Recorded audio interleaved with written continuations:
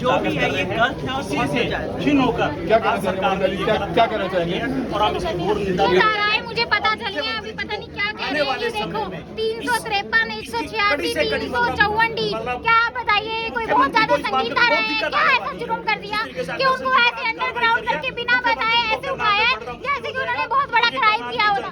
ये सब प्रेशर है ऊपर से सरकार का। क्या आप अपनी गलतियां छुपा लोगे? उल्टा आपने ये कारनामा करके अपनी गलतियों को और मजबूत कर लिया है, सबको दिखा दिया है। बल्कि जिनको नहीं भी पता था ना, अब सारी दुनिया जान जाएगी कि आप लोगों के कारनामे क्या थे और उस इंसान का क्या गलती थी। उसने तो सिर्फ सच को सामने लाने की कोशिश की थी और उसकी कोई गलती नहीं है।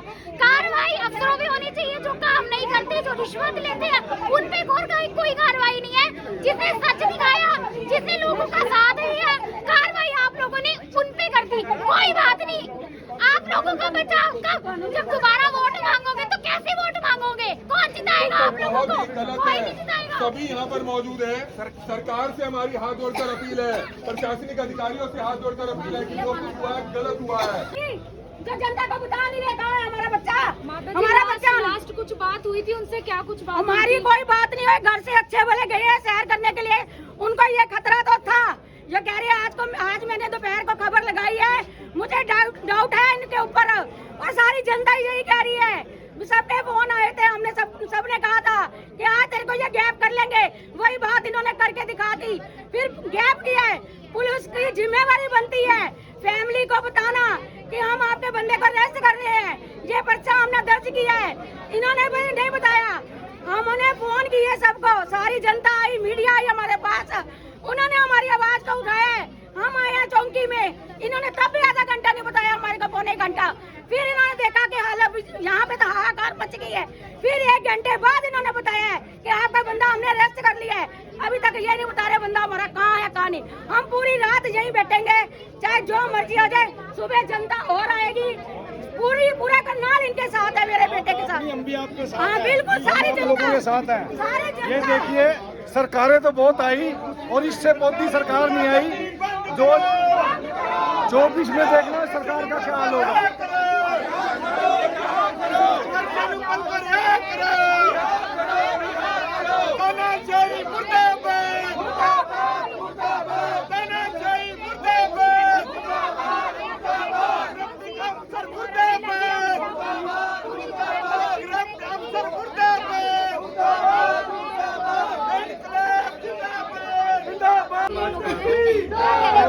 कौन कौन सी धाराएं लगाई है जो आपको बताई है इन लोगों ने? 353, 186, 354 डी जो मेरे को बताया गया है। अच्छा, इसमें छेड़छाड़ की है ये धाराएं, छेड़छाड़ की है? मुझे नहीं पता सेक्शन का क्या है, मैंने आपको धाराएं बता दी जो इन्होंने मेरे को बताई है। और अभी हमें पता नहीं है एग्जैक्ट, और भी क्या पता लगाई हो इन्होंने। मुझे ये बताओ कौन सी छेड़छाड़ करी थी ऐसी सबके सामने ऑन कैमरा? वहाँ इतनी सारी पब्लिक खड़ी थी और वो तो आगे गए भी नहीं। उन्होंने तो ये बताया कि जो महिला वो थी वहाँ पे और तहसीलदार, वो मतलब इनकी आने की खबर से वो बाथरूम में घुस गई। गलत बात नहीं है, सारों के सामने उन्होंने बोला बाहर आओ। अगर वो सही थी तो उसके मुंह से एक भी शब्द क्यों नहीं निकला था? अपने खिलाफ बोलती तो सही कि भी अगर कोई ऐसी बात हुई थी। सिर्फ वो अपनी महिलाओं ने कहा फायदा उठा रही है अपने राइट्स का। तो ऐसा नहीं होना चाहिए मैडम। आपके घर में भी और भी परिवार है, बच्चे होंगे, कल को आपको भी इसका खामियाजा भुगतना पड़ेगा। आपसे भगवान तो है ना हमारा। कोई बात हुई साहब से? नहीं, घर पे आए हैं 6 बजे, वो सैर पे अक्सर जाते हैं, सैर पे गए हैं। जब वो 7 बजे वापस नहीं आए तो मैंने उनको फोन करने के लिए पूछा कि चलो शायद कहीं बिजी होंगे, मैं पता करूं कितनी देर में आ रहे हैं। हमने कहीं जाना था, रेडी होना था। उन्होंने फोन नहीं उठाया। उसके बाद मेरे कॉल बैक नहीं आई, मैंने वेट किया। फिर उसके 10 मिनट बाद मैंने फिर कॉल बैक की उनको, लेकिन पूरी बेले गई, फोन नहीं उठाया उन्होंने।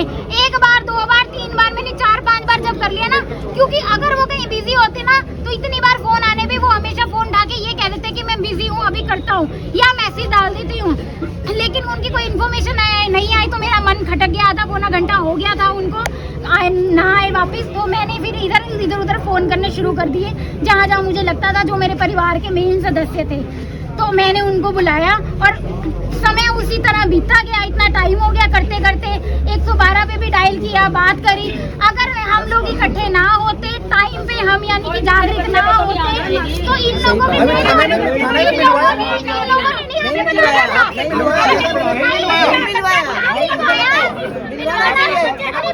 तो दूर की बात है, हमें तो बताया भी नहीं कि उनको उठा लिया है। और 2 घंटे बाद 3 घंटे बाद जब सारे इकट्ठे हो गए ना, तब उन्होंने कबूल किया कि हमने उठा लिया। वरना वो तो ये शो कर रहे थे कि हमें पता नहीं वो कहाँ। जब पत्रकार सच्चाई दिखाता है तब गिरफ्तारी होती है। शहर में योद्धाओं की कमी नहीं है और इस केस में कोई पार्टीबाजी नहीं है। सारी पार्टियां इकट्ठी होके तेरे को दिखाएंगे, तेरा शहर में घुसना बंद करेंगे। क्या समझता है खट्टर, तू बाहर आके हमारे बच्चों को अंदर डालता है? हम तेरे को माफ नहीं करेंगे, हम तेरी अत्याचार को सहन नहीं करेंगे। कट्टर सरकार मुर्दाबाद, मुर्दाबाद। एक तो इसमें 354 डी लगाई है महिलाओं को घूरने की और छेड़ने की, एक 353 और 186 लगाई है सरकारी काम में बाधा डालने की। जबकि कोई ऐसा पत्रकार का आकर्षण उपल का ऐसा कोई मंशा नहीं थी, कोई छेड़खानी वाली मंशा नहीं थी। मैं स्वयं 2 बार इसी ललिता कुमारी तहसीलदार से मिला हूं। एक किसान की जमीन की कुड़की के ऑर्डर थे और ये ड्यूटी मजिस्ट्रेट थी, और किसान नेता होते हुए भी 2 बार इसने दफ्तर के अंदर मेरे साथ बदतमीजी करी, किसानों के साथ बदतमीजी करी। और बिल्कुल इसका व्यवहार जो है बहुत घटिया तरीके का व्यवहार है और ये अब उस सीट पे बैठने के बिल्कुल भी काबिल नहीं है। ऐसे अधिकारी को और ऐसी मुख्यमंत्री को, ऐसे अधिकारी को दूर निकाल देना चाहिए, तड़ीपार कर देना चाहिए ऐसे अधिकारियों को। बिल्कुल आप देख सकते हैं। जिंदाबाद, जिंदाबाद, बीजेपी मुर्दाबाद, बीजेपी मुर्दाबाद, बीजेपी मुर्दाबाद, इनकलाब जिंदाबाद, इनकलाब जिंदाबाद, इनकलाब जिंदाबाद, इनकलाब जिंदाबाद। बीजेपी सरकार मुर्दाबाद, मुर्दाबाद, मुर्दाबाद, बीजेपी सरकार मुर्दाबाद, मुर्दाबाद। नहीं चलेगी, नहीं चलेगी, नहीं चलेगी, नहीं चलेगी, नहीं चलेगी, नहीं चलेगी। अब करनाल की तेरे से सीधी लड़ाई है, जो ये गुंडागर्दी जो ये मामला है, ये मामला ऐसे है खट्टर साहब, आपको दिखाएंगे कि करनाल के ईमानदार बच्चे के साथ अत्याचार कैसे किया जाते हैं। तू बाहर से आके चौधरी बन गया, तेरा करनाल में घुसना बंद करेंगे। अब लड़ाई आर पार की है, ये किसी पार्टी की लड़ाई नहीं है, ये जनता की लड़ाई है और हम ये लड़ाई आगे होकर लड़ेंगे। और आज हम तैयारी करके आए हैं, डालो कौन सी जेल में डालोगे? हम अपने भाई के साथ खड़े हैं, पहले भी FIR इन्होंने दर्ज करी, आज सारी पार्टियां खड़ी है, सारे यूनियन खड़े हैं। जैसे जैसे जो दुनिया को पता लग रहा आती जा रही है। और खट्टर साहब, आपने अपने विनाश की राह तय कर ली है। हम आपको दिखाएंगे कि शहर के बच्चे के लिए ये शहर के बच्चे क्या करते हैं। आप समझ पूरी लाइट से शुरू में मुर्दाबाद, मुर्दाबाद। इस तरीके की जो धाराएं लगाई गई है, एक तो धारा 353 लगाई है, एक धारा 186 लगाई है, सरकारी काम में बाधा डालने की धारा लगाई है। जो अधिकारी कुर्सी में बैठ कर रिश्वत लेता है और काम नहीं करते, उनके खिलाफ खट्टर साहब कौन सी धारा बनती है? एक धारा आकर्षण उपल में 354 डी लगाई है, महिला को छेड़ने की, घूरने की धारा लगाई है। और जो कुर्सी पे बैठ के महिला जो तहसीलदार है वो लोगों को धमकाती है। खट्टर साहब, मैं पूछना चाहता हूँ उस पर कौन सी धारा है? मैं स्वयं 2 बार किसान नेता होते हुए वहाँ मिला और उनके साथ बैठ के किसानों की समस्याओं पे बात करी। एक किसान की जमीन की कुड़की के ऑर्डर थे और इसको ललिता कुमारी को वहाँ ड्यूटी मजिस्ट्रेट नियुक्त किया हुआ था और हमने वहाँ समस्या डिस्कस करी। पर किसानों के साथ और हमारे साथ इसने 2 बार बदतमीजी के साथ पेश आई और वहाँ से किसानों को धक्के देकर निकाला। वीडियो जो इन्होंने बनाई है, जो ये खबर करके आए हैं तहसीलदार लेडी की, उस खबर को सबने देखा है और आप सब जानते हैं, देखा होगा, आपने महसूस किया होगा कि कौन सही था और कौन गलत था। अगर कोई ऐसी बात होती तब उनके मुंह में दही क्यों जम गया था? अगर कोई ऐसी बात थी तब उनके वहाँ पे इतने लोग आए हुए थे जो बेचारे बुजुर्ग थे, परेशान थे, या जिसने कंप्लेंट करके उनको बुलाया था उस बंदे को भी गायब कर रखा है। आज आवाज उठाने का ये हाल है। CIA में कह रहे, कोई कह रहे कहाँ ले गया, कोई कह रहे कहाँ ले गया। अब हमें बताया जा रहा है कि CIA में ले गया है। क्यों लेके गया है? ऐसा कौन सा क्राइम था? अगर उन्हें अरेस्ट भी करना था, कोई बात भी थी, थाने में लेके आओ, हमें बताओ।